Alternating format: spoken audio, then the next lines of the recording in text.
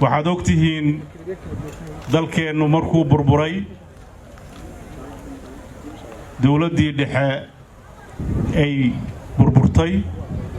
dadka Soomaaliyeed ee kala irdhoween waxay Boosaaso nasiib u heshay inay marti geliso dad aad u fara badan oo deegaano fara badan oo Soomaaliya ku noolaan jiray sababtaas waxaa saldhigeeda ahaa mashaariicdii ugu dambeeyay ee xilligii dawladdaas ay dhacaysay laga hirgeliyay magaalada Boosaaso oo saldhigeedu ahaa jidka isku xira magaalada Garowe iyo Boosaaso dekedda Boosaaso korontada magaalada Nakfish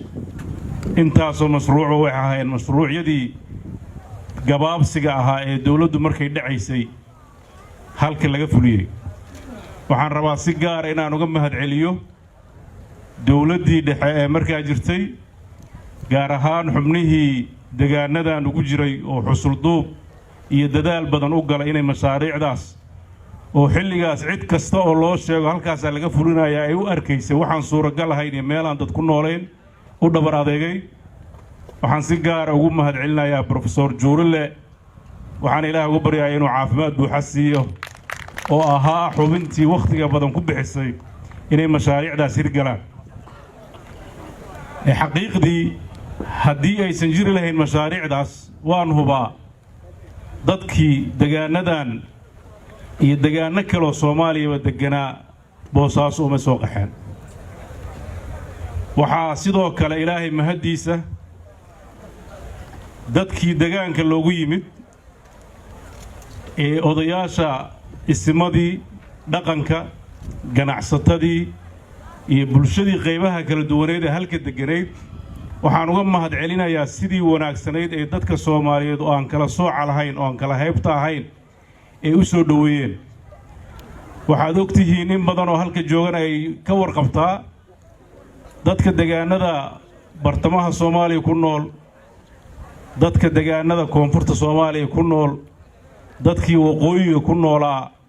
intoodii badan ama intoodii ganacsanaysay waxay mararka ka mid ah hooy u ahayd magaalada Boosaaso oo ahayd dekedda kaliya oo furan oo adeega bulshada Soomaaliyeed meel kasta ay joogto gaarsiisa runtii dadka reer Boosaaso way ku amaanan yihiin waan uga mahadcelinayaa in ay dulqaadkaas iyo duruufihii adkaa oo dadkii soo maray oo aan ka mid ahaa dadkii u soo qaxay ay dadkaas runtii ay ku soo dhaweeyeen oo wax taariikhda Soomaaliyeed baalkeeda geli doono marna aan la ilaawi doonin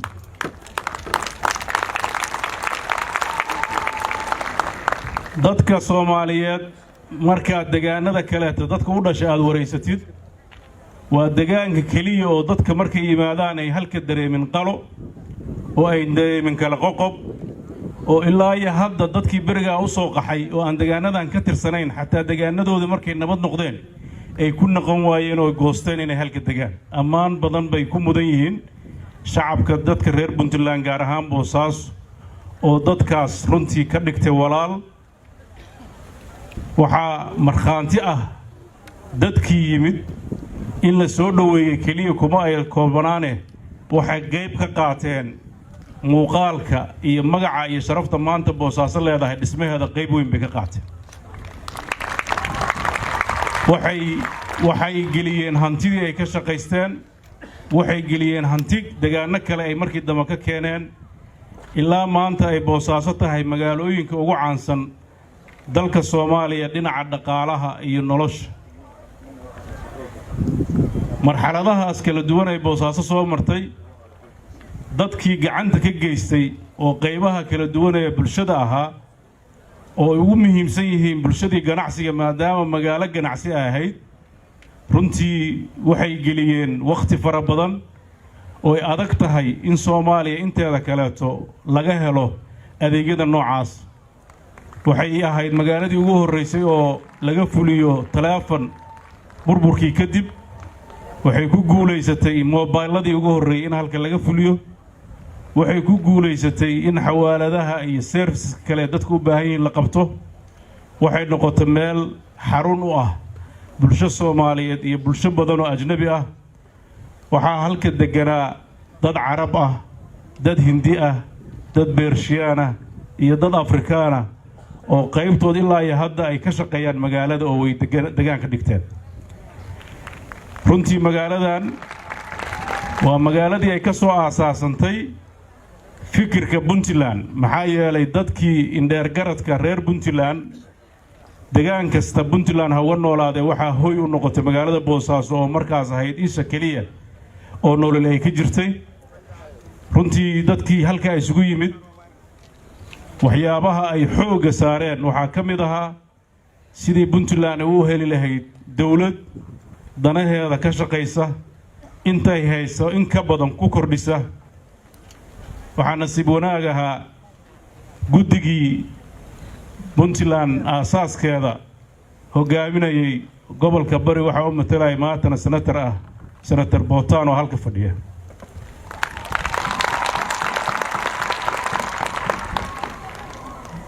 waxay soo dhaweeyeen shirar badan oo Soomaalidu halku qabsatay, waxay soo dhaweeyeen deegaano badan oo markaas dib ka jiray inay halka ka dhigtaan hooy una sameeyaan taakuleen ay dhibaatadii markaa jirtay uga baxaan. aasaaskii Puntland waxaa saldhig u ahaa magaalada Boosaaso oo dhaqaalaha Puntland lagu aasaasay xooggiisa meesha saldhig u ahayd halka ahayd. magaalada Boosaaso Puntland waxay u tahay hooyo ilaa iyo haddana way u tahay oo dhaqaalaha ugu badan ee dawladda Puntland dadkeeda ugu adeegto halka ayaa saldhig u ah. magaaladan waa magaalada dadka reer Puntland ay ku midaysan yihiin deegaankeeda, ay ku midaysan yihiin wax ka qabadkeeda, ay ku midaysan yihiin ka shaqaynta horumarkeeda. dadka reer Puntland waa uga mahad celinayaa in ay Boosaaso u doorteen inay noqoto xaruntooda ganacsi iyo xaruntooda ay nolosha ay ka abuuri doonaan. waxaad ogtihiin burburkii kadib dalka Soomaaliyeed madaxdii iga horeysay ee halka joogtay waxay xusuldoob badan u galeen sidii kaabayaasha dhaqaalaha loo horumarin lahaa. mar walbana fikirkoodu wuxuu ku salaysnaa sidii dadka reer Puntland aysan mar dambe aysan ugu dhici lahayn wixii dhibaato ah ee soo gaaray dalka Soomaaliyeedna ay u arkeen inay danteeda ku jirto in degaan walba dadkiisu ay ku noolaadaan iyadoo deegaanada kale ay reebaneen in la tago. nidaamka federaalka ee la qaatay wuxuu saldhigiisu ahaa Boosaaso oo 1991kii lagu qiyaaso dadka ku nool inay 1000 qof dhamayn in maanta halka kaliya ay 3,000 oo qof fadhido. waxay muujinaysaa horumarka nidaamka federaalka uu soo hoyay. waxaan rajaynayaa nidaamkaas federaalka oo Puntland aasaas u ah dhismaheeda in la adkeeyo. kaas ayaa midnimo lagu gaari karaa, kaas ayaa horumar lagu gaari karaa, kaas ayaanan Soomaalidu mar dambe god ugu dhacaynin inay burbur ay ka soo kaban weydo 30 sano uusan ku dhicin. haddii meel ay jirato meel baa u fiyoobaanaysa Soomaalidu oo gurmad u fidinaysa. laakiin haddii ay Soomaalidu hal magaalo noqoto halkaas magaalo waxa ku dhacaya burbur ka soo kabashadiisana way adag tahay. nidaamka federaalka waa nidaam adduunku maanta u wada guurayo oo ay u arkeen inuu yahay nidaamka kaliya oo dhaqaale ahaan iyo bulsho ahaan ummadaha badbaadiya. waxaad ogtihiin dadkii ugu dambeeyay oo nidaamkaas cagta saaray waxaa ka mid ah dalka Kenya oo qaatay nidaam la yiraahdo devolution oo u qaybiyay dawladdii dhexe inay dawlad goboleedyo ay yeeshaan.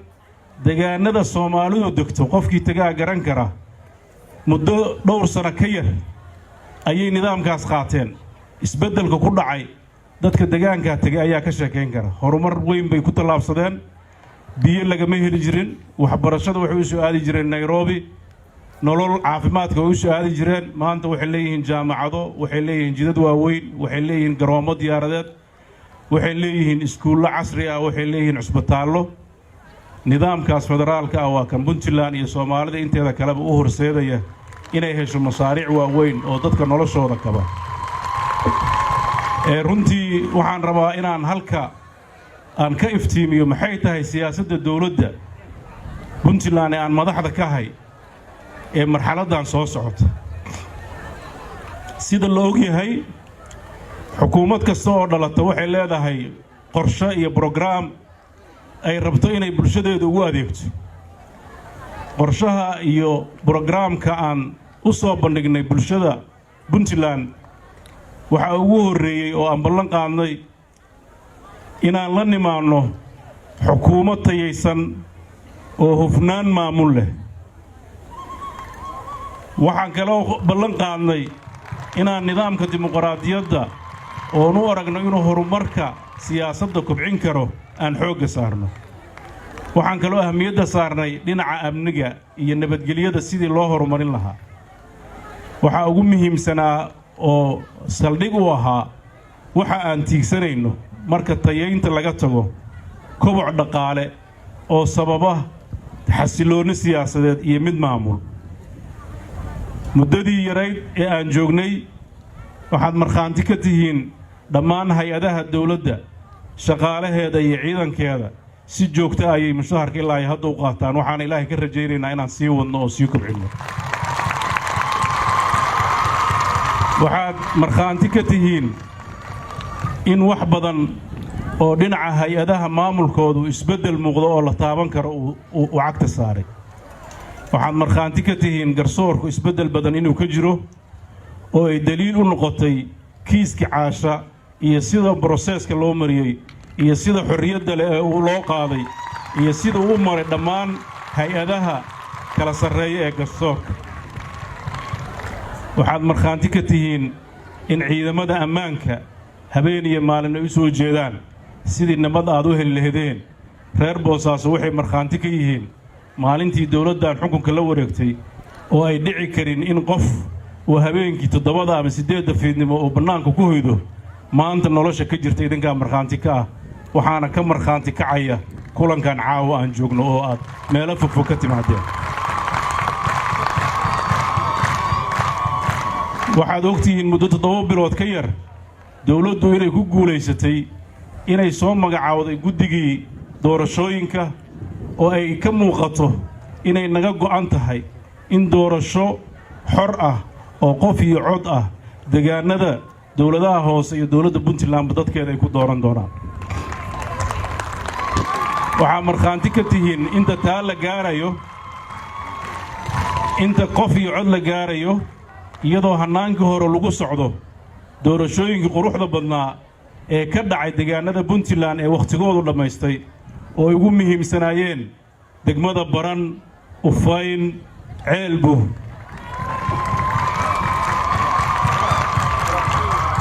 iyo Xarf Buraan baa oran lahaa cafan waxaan aad ugu mahad celinayaa dadka reer Buraan iyo Baran oo gabdho gudoomiye ku xigeen u doortay waana runtii waxyaabaha ay dawladdan ku taamaysay inay doorka haweenku ay qayb ka qaataan waxaa dawladdan wasiiradeeda iyo cid badan oo mas'uuliyiin ah ku badan dadka dhalinta yar oo aqoon muddo badan lagu soo tiiriyo tacabeelaya inay dadkooda u shaqeeyaan waxaan u ogolaanay inay fursad u helaan ay ku soo bandhigaan awoodooda si ay bulshadooda ugu adeegaan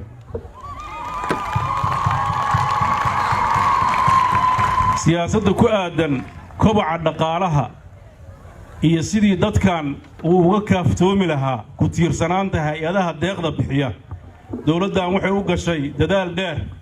inay dadkeeda la wadaagto hannaan ka duwan hannaankii hore ee lagu horumarin karo dhaqaalaha laguna joogtayn karo inuu dalku xasilooni dhaqaale helo waxaan u jeesannay dhinaca maalgashiga iyo inaan ugu baaqno ganacsatada Soomaaliyeed ee reer Puntland iyo kuwa deegaanada kaleetaba oo markii aan talada nimid ganacsatada reer Puntland ay u kala tartamaysay sidii u maalgashan lahayd deegaanada kaleeto ee Kenya iyo Tanzania iyo Zambia iyo Imaaraadka iyo Cumaan oo ganacsatadii faraha badneed ee halka dhaqaalaha ka helay duruufo amni iyo kaabayaal dhaqaale darteed la'aanteed ku u geysay inay dalka ka hijroodaan oo deegaano kaleeto ay hantidooda geliyaan waxyaabaha waxyaabaha caqabada ah oo dawladaha Puntland isaga dambeeyay mar walba ku taami jireen waxa weeye dhinaca infrastructure-ka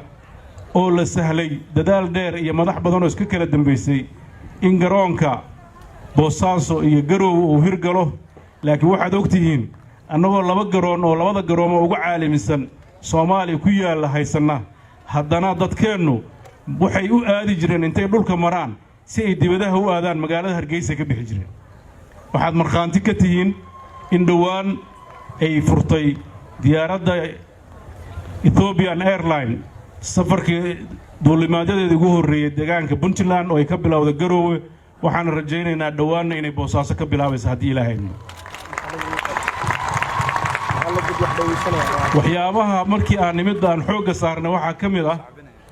inaan dabagal ku sameeyno mashaariicdii hore u hirgashay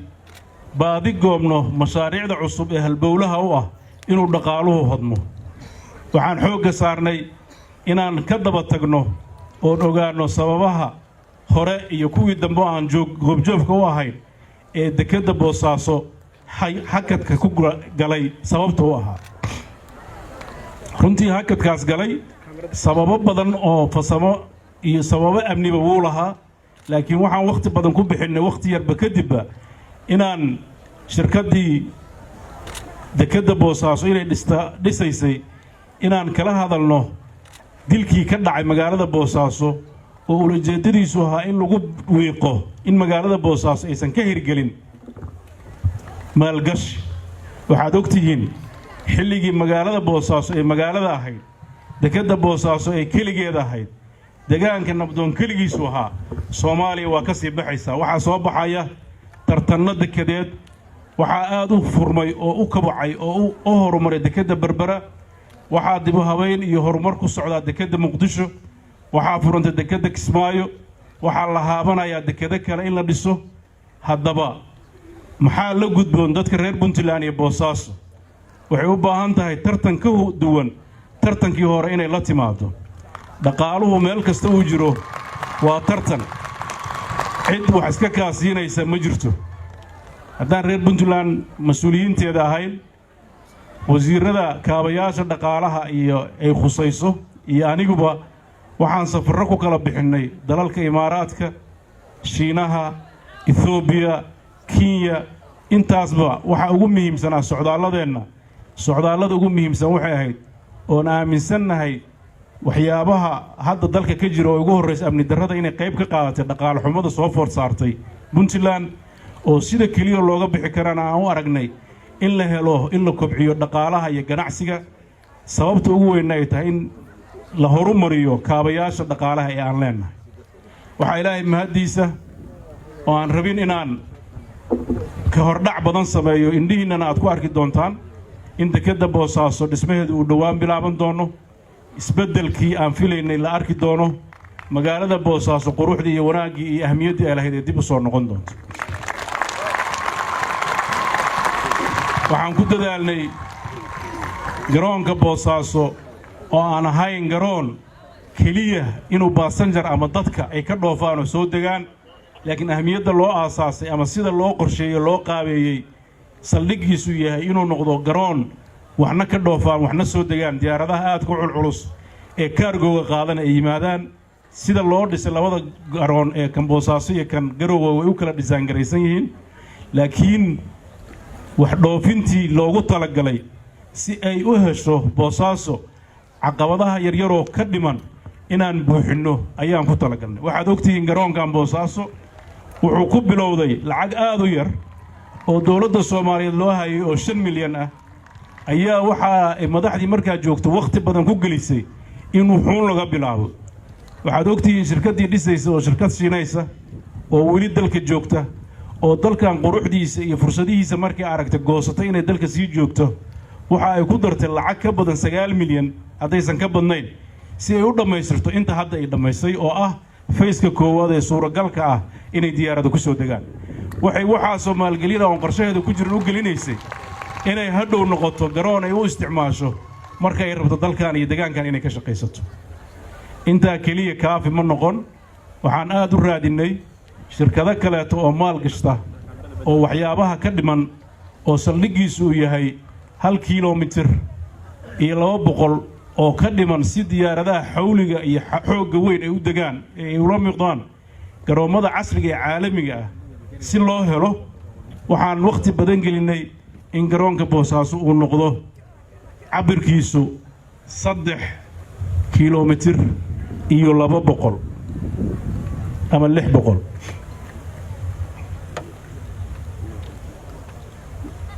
waxa ilaahay mahadiisa inay naga aqbaleen in shirkad imaaraadka laga leeyahay ay maalgeliso ku darto inta ka dhiman dhamaystirto waxyaabaha aasaasiga ah oo terminal cusub laakiin aasasku uu yahay inay ku darto inta ka dhiman runwayga ah wax walba uu u baahan yahay si uu u noqdo garoon caalami ah ay ka qabato muddo ka yar 5 sano gudaheed iyadoo oo bilaabi doonto sanadkan inta uusan dhamaan ilaahay idankiisa waxa kale oo Boosaaso runtii caqabad ku ah oo cid walbana og tahay maadaama ay tahay magaalo xeebeed kulul dhinaca korontada oo runtii hadda aan nalalkeeda ifsanayno laakiin aad og tihiin dadka reer Boosaaso culayska iyo dhibka ay ku hayso inuu halkii kiiloowaad marna $1 ku dhawaa marna waxaan macna lahayn ka yar yahay oo adag tahay xataa mar waxado inay shitaan iska daaysiiyeen si arinta loo helo waxaan waqti badan gelinay in la helo jiha ka duwan jihada maalgashiga ee garoonka maxaa yeelay korontooyinku waa maalgelin aad u fara badan oo waqti dheer ay suuragal tahay xataa inay soo celiso ama ay soo celin weydo waxa nasiib u helnay inay ogolaadaanba inay nala arkaan waxaan ahayn iska daa moogta in la arko sanduuqa horumarinta iyo maalgelinta Abu Dhabi ama Imaaraadka waa sanduuqa dadka yaqaan baa garanaya dhaqaalaha marka la yiraahdo adduunka ugu weyn ma aha Aasiya ma aha Carab xataa kaydka Mareykanka ayuu ka weyn yahay sanduuqaas waa sanduuqii Soomaaliya caawinaad badan siiyay oo kamid ahaa warshadii Mareerey iyo mashaariic badan oo Soomaaliya ay fulisay sanduuqaas wuxuu naga aqbalay inuu magaalada Boosaaso yimaado oo soo diro khabiir arko baahideena wuxuu naga ballanqaad mabda'i ah marka uu arko xaaladiisa oo shuruudahana laga rabo aan buuxino inuu wax nagala qabto korontada Boosaaso ballanqaadkaasna waa haysanaa waana ballanqaad dawladeed waxaan rajaynaynaa inuu furi doono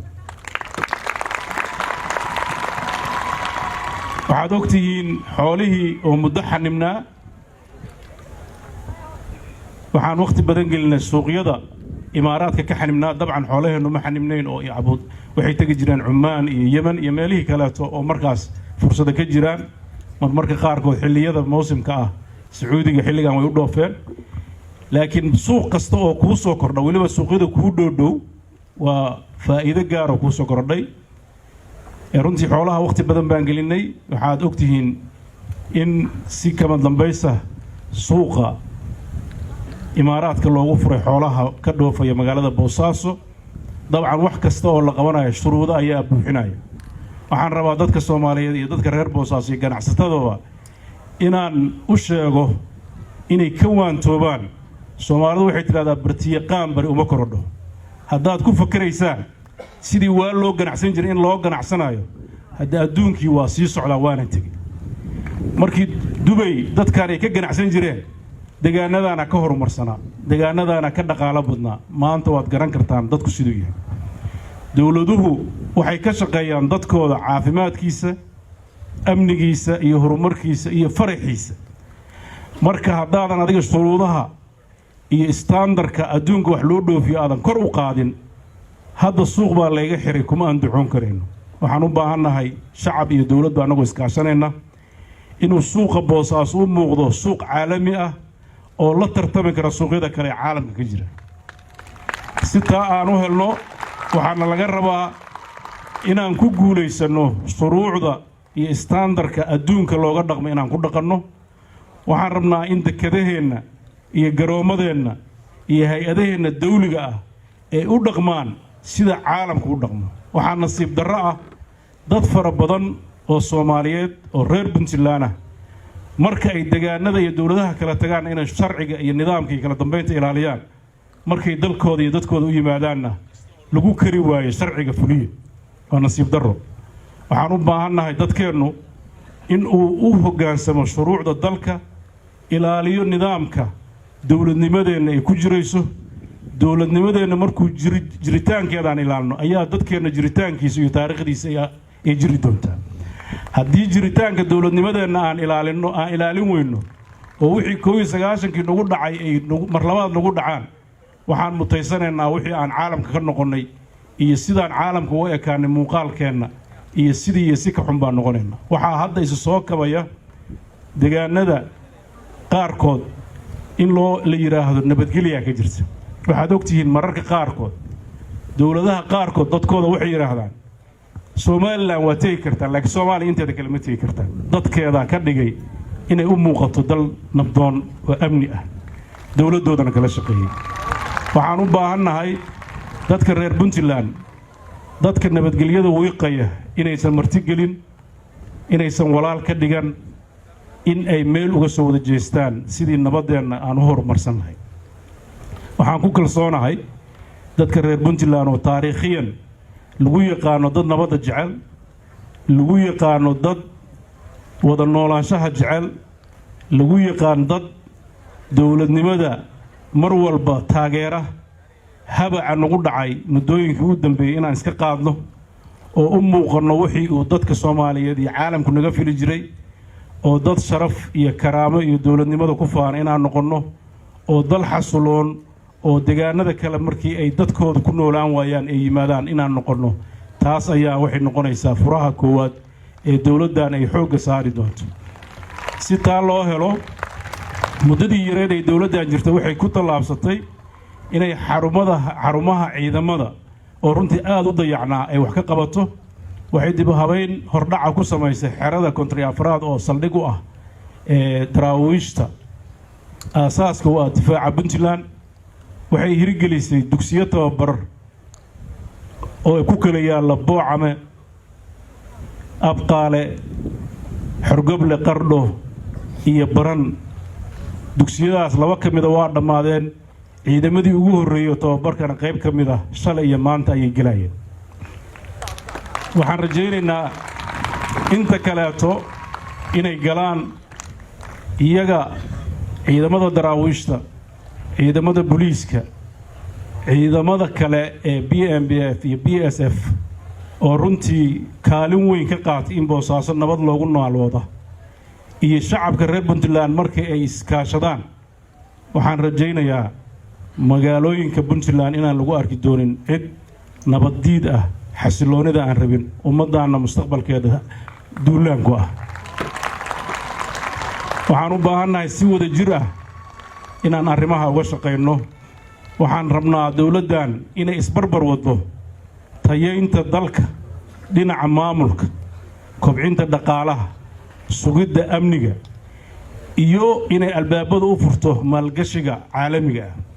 waxaad ogeyd bishan 15 ilaa 17 bishii la soo dhaafay waxa magaalada ku qabanay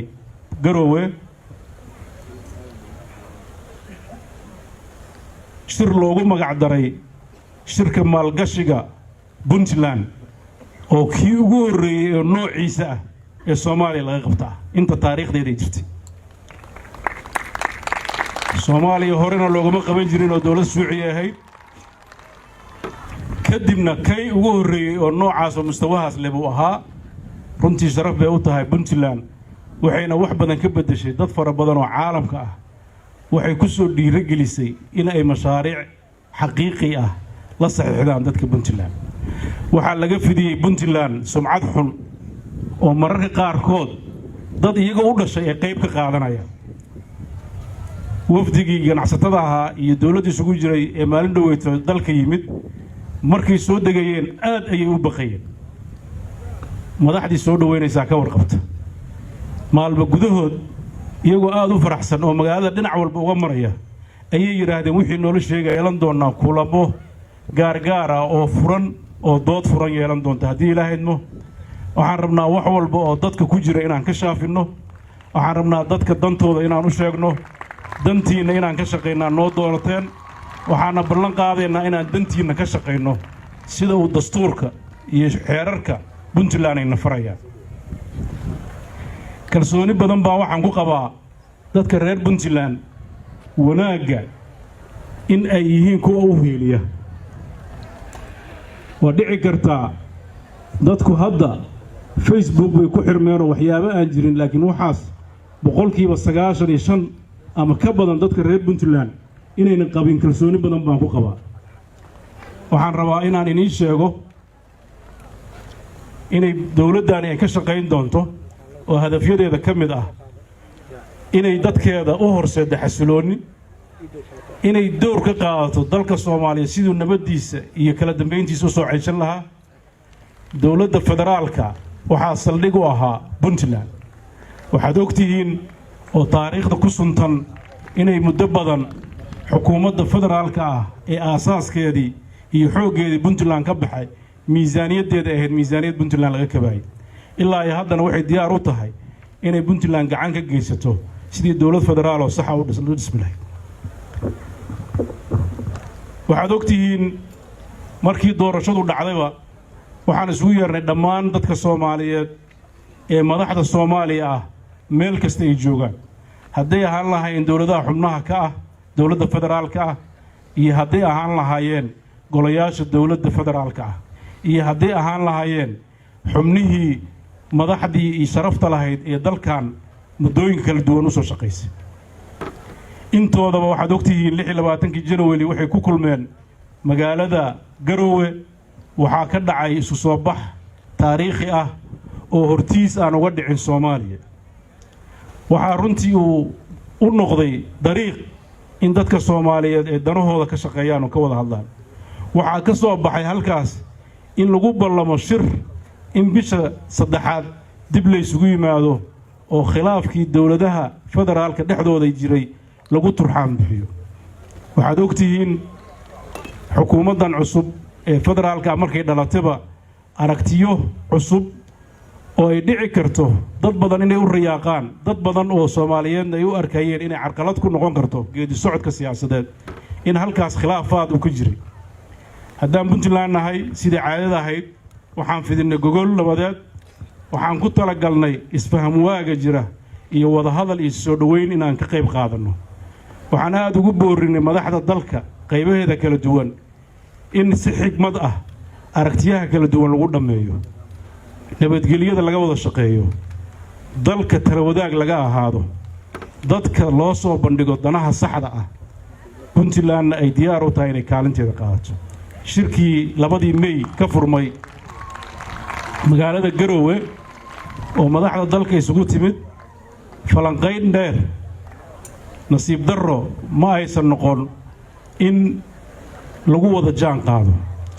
waxaa saldhig u ahaa habkii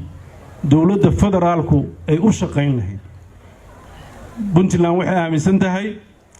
inay tahay xubin aasaasi ah dawladda federaalka sida dastuurku dhigayo dawladdu waa in ay ka mid noqotaa dawladda federaalka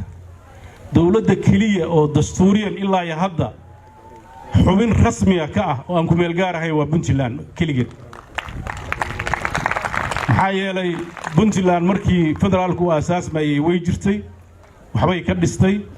dastuurkay ku dhigan tahay sida ay u shaqaynayso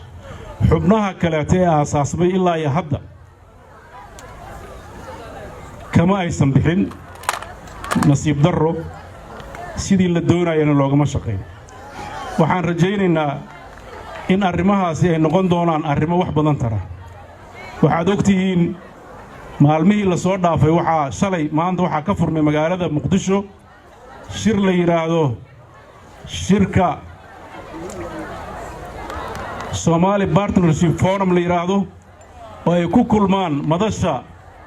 isbahaysiga Soomaaliya iyo caalamka oo looga tashado marxaladda Soomaaliya marayso iyo sidii horumarkeeda looga shaqayn lahaa dawladda Puntland shirkaas kama aysan qayb galin waxaan rabaa inaan dadweynaha reer Puntland halka kala wadaago sababaha kallifay inay Puntland ka qayb gali weydo maadaama Puntland ay ahayd hooyadii federaalka maadaama ay Puntland ay ahayd xubin aasaasi u ah midnimada Soomaaliya iyo federaaleynta iyada iyo xubnaha kale ee dawladuhuna ay arintaa ka sameeyeen waxaan aad uga xunnahay shirka noocaas inta la eg in Puntland aan laga talagelin in Puntland baraha bulshada ay ka aragtay ajandaha shirka iyo sidoo u dhigayahay inay Puntland ay ka aragtay waxa la yiraahdo communique ama wixii ka soo bixi lahaa shirka oo diyaarsan waxaan ka xunnahay markii aan hubsanay inay arrimahaas sidaas u jiraan oo aan tala ku lahayn oo aan waxa ka soo baxay aan ra'yi ku lahayn oo Puntland baahiyaheeda aan la weydiinayn oo idinkuba waa arki kartaan la yiraahday waxaad ku leedihiin 5 daqiiqo oo dadka Carabiga yaqaan la yiraahdo tacliiq ama remarks qodbad nin akhriyay ayaa 5 daqiiqo idinkuna waxa leedihiin inaad wax comments ka bixisaan ama ka hadashaan intaas inay noqotay qiimihii Puntland laga dhigo aad baan uga xumaaday runtiina wax Puntland ay qaadan karto ma aha bulshada caalamka oo dhan si cad bay ugu cadaysay inaysan arintaas raali ka ahayn waxa inta dheer inay dawladda federaalku oo ahay dawlad la wada dhistay ay tiraahdo aniga ayaa noqonaya qofka shahaadada certificate-ka inaad dawlad tahay ama madaxweyne tahay aan bixinaya waa wax dastuur ka soo horjeedo waxaad ogtihiin waxa ka dhacay Jubbaland doorashada ka dhacday process-keedu la wada arkayay doorashadeeda loo wada jeeday waxa ay dawladda federaalku diiday in ay nidaamkaas aqoonsato shirkan hadda dhacaya wuxuu dib u dhacay muddo sanad ka badan October-tii hore inuu dhacahay waxa dib loogu dhigay doorashadii koonfur galbeed oo markaas la rabay inay sida maanta u tahay loo sameeyo waxa haddana ay ahayd inay dhacdo July waxa dib loogu dhigay doorashadii Jubbaland inay ahayd sidaan inay u dhacdo wuxuu ku soo aaday waqti xasaasiya waxaan runtii saaxiibaday iyo madaxdayda dawladda federaalka ah oo runtii dad aad aan isu naqaano oo saaxiibo dhownahay aragtiyahan aan ku kala duwanahay marar badan aan u sheegay in ay haboonaan lahayd in wada hadal muuqda oo furan la geliyo dalka Soomaaliya waxaan aad u dareemayaa dad fara badan oo dadka madaxda ah meesha ku wada hadlayaan aan goobjoog ka ahayn in wixii la rabo loo sheegay aqbalaan dawladda Puntland waxay diyaar u tahay wada hadal furan oo shaashada laga daawanayo sida doorashooyinka hadda looga daawado TV-yada waxaan rabnaa wada hadal furan oo doodeenna aan si cad u sheegi doono dadku si ay u ogaadaan cidda khaldan iyo cidda saxsan waxaan ku baaqaynaa in la ilaaliyo midnimada Soomaaliyeed waxaan ku boorinaynaa dalka Soomaaliyeed inuu horumarkiisa laga wada shaqeeyo waxay Puntland diyaar u tahay inay kaalin ka qaadato sidii dalkani uu uga bixi lahaa habacsanaanta jirta waxaad ogtihiin mashaariicda hadda Puntland burburkii kadib dhacday waa garoonka Boosaaso iyo garoonka Garowe iyo jaamacadda Maakhir wax mashaariic waaweyn oo magac dawladeed noogu yimaado intuba waxay ahaayeen intii dalku ku meel gaar ku jiray markuu dalka ku meel gaarka ka baxay balaayiinta dollar ee la sheegay xamar gashay oo anigu wasiirkeeda qorsheynta aan ka ahaan jiray hal cirbad Puntland ugu imaan hal mashruuc ugu imaan waxay kaloo Puntland noqotay dalka kaliya ama deegaanka kaliya ee mashruuc dawladdu leedahay iyo dadkeedu ay fuliyaan oo Soomaaliya ka jira waana wadada ceel daahir iyo ceergaabo isku xiri doonta diilaahay oo ogtihiin ilmaha yar ee iskuulka dhigta xataa inay qayb ka qaateen waxa xigi doona wuxuu caalamka ka baxay nidaamkii shuuciga ahaa iyo nidaamyadii la dhihi jiray dalka hal la siiyo jid ha loo dhiso dekad ha loo dhiso mashaariicdaas way dhamaatay waxaad ogtihiin waxa socda waa mashaariic maalgashi dekada Berbera waa la maalgeliyay garoonka Berbera waa la maalgeliyay dekada Muqdisho waa maalgelin oo shirkad baa haysa garoonka Muqdisho shirkad baa maamusha maalgelinteeda in kastoo ka xumay terminal yar kaliya dhisa oo jidkiisa runway-ga isa kordhin puntland waxay tartan ugu jirtaa maalgelinta caalamka inay hesho waxaan inagu codsanayaa anugu waxaan heli karay intaasay noqdeen ninkii kale oo maalgelin hayana waxaan rabaa inuu puntland u soo bandhigo u keeno dowladda puntland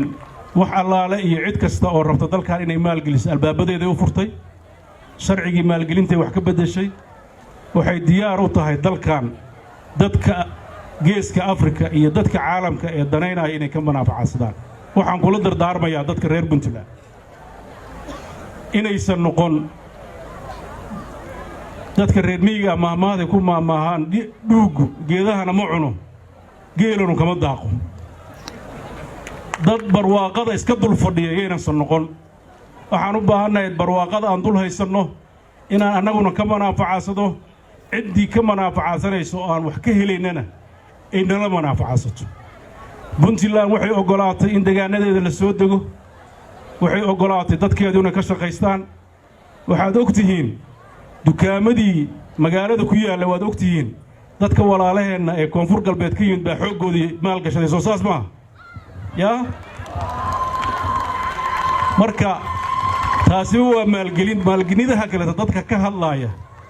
qof kasta oo maal gashanaya dalka in la soo dhaweeyaan raba xuquuqdiisana la ilaaliyo hantidiisana la xifdiyo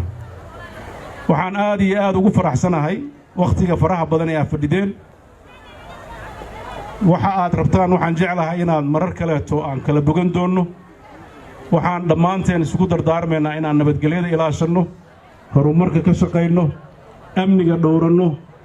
dadkeennana isku duubnidiisa iyo midnimadiisa aan ka shaqayno dadka waxaasan ka hadlayana aan runtii qadarinno oo qiimayno qofkii markaas khaldanna aan soo hanuuninno oo wax u sheegno waxaan rajaynayaa inta badan dadkan inay danahooda siday hore ugu ilaashadeen u ilaashan doonaan horumar fiican baa ii muuqda mid baana inii sheegayaa qof walba wuxuu yaqaano ilaaliyaaye aniga shirkad qalin iguma xadayso ganacsadaan ahay taa ogaada taasaan ii ballan qaadayaa heshiis aan galay khalad kama imaan doona haddii ilaahaydna aad baad u mahadsantihiin wasalaamu calaykum.